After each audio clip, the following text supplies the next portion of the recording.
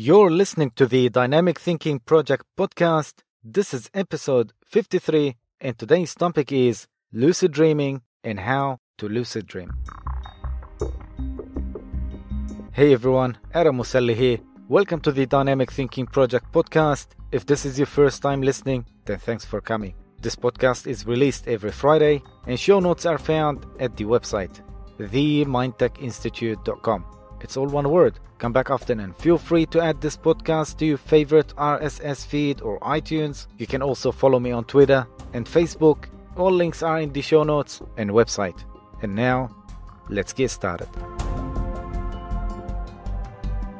Dreams have fascinated the ancients and were of a major significance to them. Some beliefs and religions were formed because of a dream a prophet saw. And even till this day, dreams still fascinate us. However, we'll do a whole episode about dreams very soon. Our topic today isn't dreams, but lucid dreams. It's estimated that most people will have a lucid dream, one in which they are aware that they are asleep and might have some measure of control over their actions, at least once in their life. But there are those who claim to get lucid much more frequently. Studies have shown that lucid dreaming reported anecdotally throughout history, but only significantly been documented in 1975, can be successfully induced with a range of techniques from acoustic stimulation to herbal supplements and other psychedelics. There are even online resources like the Lucid Dream products at home, do-it-yourself tutorial, and other gadgets. I'm not sure how, if they do work, or will cause you a seizure or a fit, which you will remember for the rest of your life. I don't know. It seems there are many products you can find online, and I'm not sure what works and what doesn't, but I would say stick to science, or at least some proven non-scam spiritual techniques that really does work. And if you are wondering if hypnosis works for lucid dreaming, well, you bet.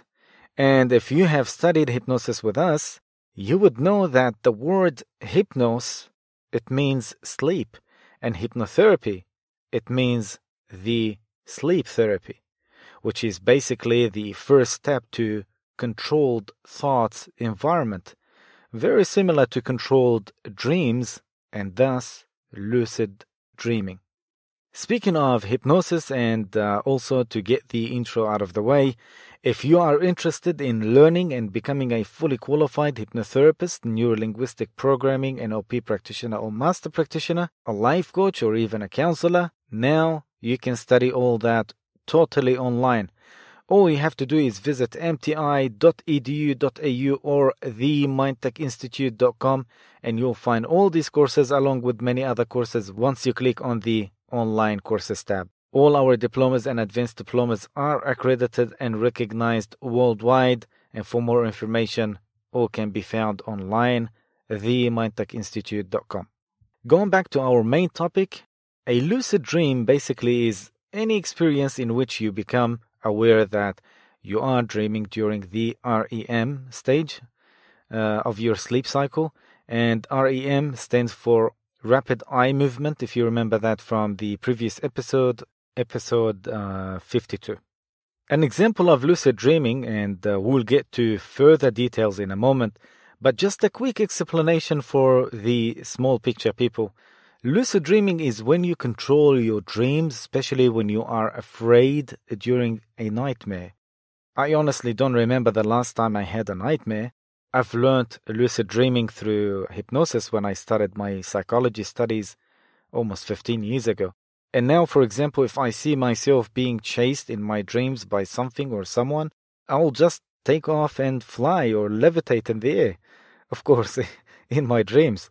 The point is I can control my dream without being caught and eaten or butchered by some creature. Some dreams feel so revelatory And many people say if only returning to sleep would take us back there, that would be amazing. Well, the fact is, our ability to shape our dreams is better than just a mere chance. If you've seen the 2010 movie Inception, Don Cobb, played by Leonardo DiCaprio, and others, they use drugs and psychological profiles to trigger specific dreams in people. Although the heavy sedation and level of details incited our far-fetched dream control, but it isn't entirely a Hollywood fantasy. Techniques to control, or at least to influence our dreams, have been shown to work in sleep experiments. We can strategize to dream about a particular subject, or to solve a problem, and a reoccurring dream, as you will learn in our hypnosis training. And with practice, we can also increase our chances of having a lucid dream, the sort of dream within a dream that the Inception's characters usually slip into. The ability to influence other people's sleep worlds is still crude, but emerging technologies raise the prospect that at the very least we will get an idea of what others are dreaming about in real time. You see, we're all familiar with dreams, but what is the scientific definition? The literal definition is a narrative experience that occurs during sleep. A few people will define it as REM, rapid eye movement sleep experience, but actually the research doesn't support that. Some things that seem to look like dreams occasionally occur in other stages of sleep. Now, why do most dreams seem to occur in REM stages? And what's happening during that sleep phase that seems to produce dreams? The only time during sleep that most of the cortex is pretty much as active as it is when you're awake. During this phase, there are rhythmic bursts of activity in the brainstem.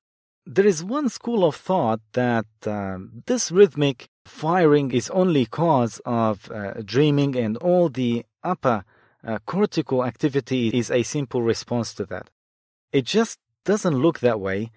It looks like the lower brainstem activity wakes the cortex up, and then the cortex does a lot of organized, meaningful thinking once it's activated. And by the way, the cortex is made of folded gray matter in your brain, and it plays an important role in consciousness. Also, on average, there are several areas that are more active than they would be during the waking state. Those are parts of the visual cortex, parts of the motor cortex, and certain motion sensing areas deeper in the brain. That's probably related to why dreams are so very visual compared to other sensory types of content, and also why they have a lot of motion and action in them relative to our waking experience. The parts of the brainstem that fire those bursts of activity are also active. There are other areas that are less active on average during REM sleep.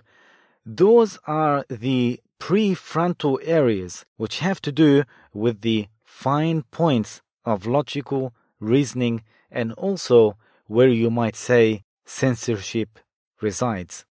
That's not only for censorship for things that are socially inappropriate, what Freud would have meant by censorship of sexual or aggressive impulses, but also the impulses that say that's not the logical way to do things, and that's not the appropriate way to also do things. And that seems to be the reason, even though we continue to think about all the kinds of problems and issues in our sleep, and sometimes come up with really creative, interesting solutions. Their logic is less linear than our waking thought is. But to what extent can we control our dreams? Some people may ask. Well, the idea of that we control our dreams is quite true, and really much more so than people seem to know or realize.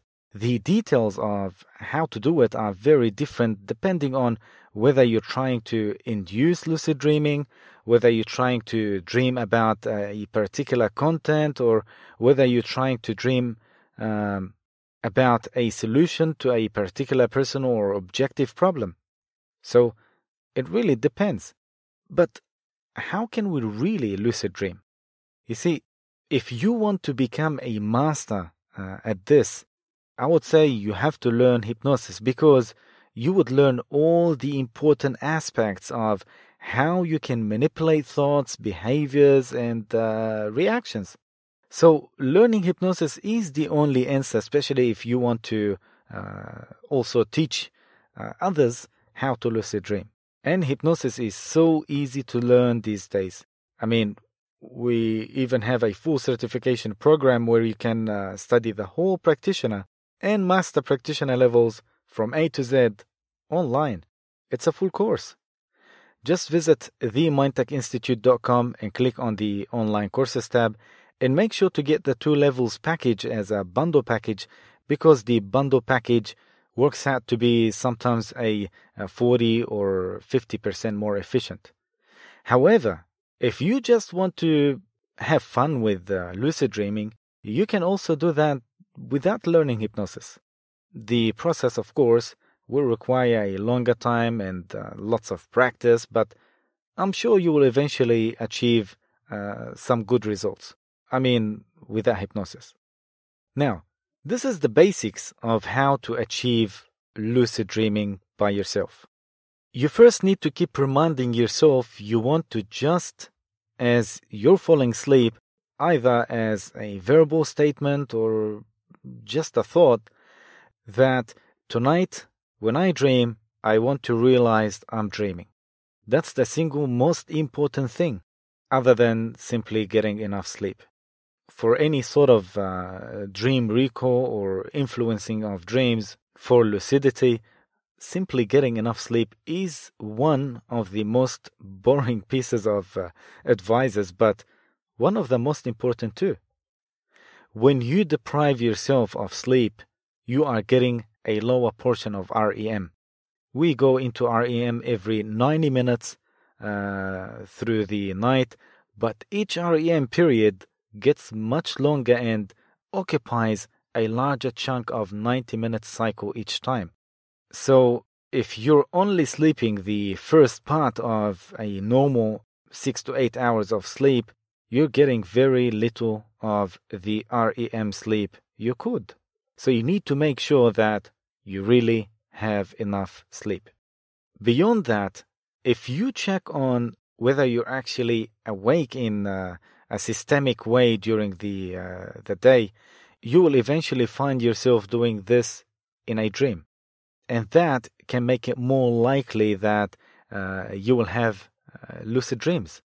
You can do this by identifying something that is constantly or usually different from your sleeping and waking experience. You see, lots of people find they cannot read the text in their dream. That's if they see text. It's almost always garbled or hieroglyphics, or doesn't make sense, or just fuzzy.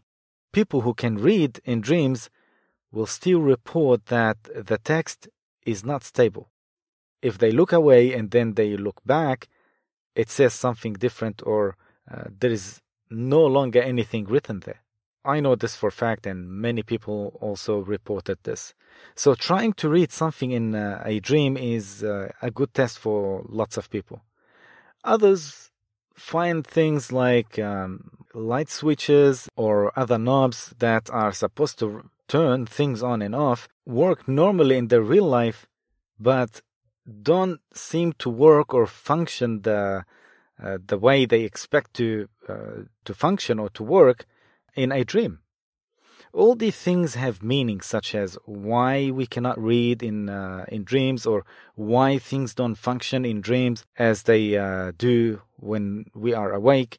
We'll explain all that in a future episode. It is fascinating, but once again, we'll dedicate a whole episode just for dreams.